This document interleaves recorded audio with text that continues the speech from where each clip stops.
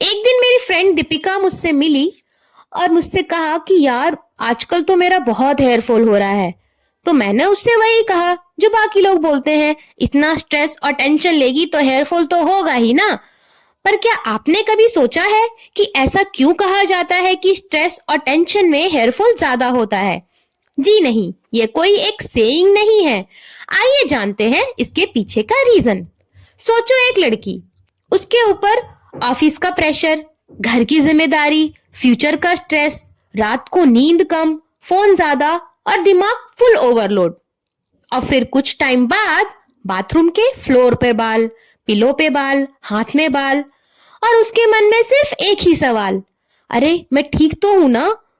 सच ये है कि स्ट्रेस का डायरेक्ट कनेक्शन है बालों से। जब हम ज्यादा स्ट्रेस लेते हैं तो बॉडी एक हार्मोन रिलीज करती है जिसको बोलते हैं कॉर्टिसोल। ये हार्मोन हेयर रूट्स को वीक करता है, बालों के ग्रोथ के साइकिल को डिस्टर्ब करता है और बालों को रेस्टिंग फेज में भेज देता है। इस कंडीशन को कहते हैं टेलोजन इफ्लूवियम, जिसमें अचानक हेयरफॉल होने लगता है। स्ट्रेस में बॉडी सर्वाइवल मोड में चली जाती है और उसके लिए प्रायोरिटी बन जाते हैं हार्ट, लंग्स और ब्रेन। और बाल बाल बॉडी के लिए नॉन एसेंशियल बन जाते हैं, इसलिए नरिशमेंट कम मिलता है और बाल गिरने लगते हैं। टेंशन की वजह से हेयर फॉल हो रहा है तो अब इस बात की टेंशन लेके मत बैठ जाना कि अब ये हेयर फॉल ठीक कैसे होगा, क्योंकि ये हेयर लॉस परमानेंट नहीं होता।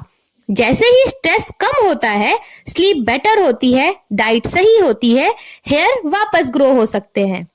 और अब ये स्ट्रेस कम होगा कैसे? तो 7 से 8 घंटे की नींद लें, डीप ब्रीदिंग या वॉक करें, protein and iron rich food लें और खुद से थोड़ा सा प्यार करें, यानी कि सेल्फ केयर।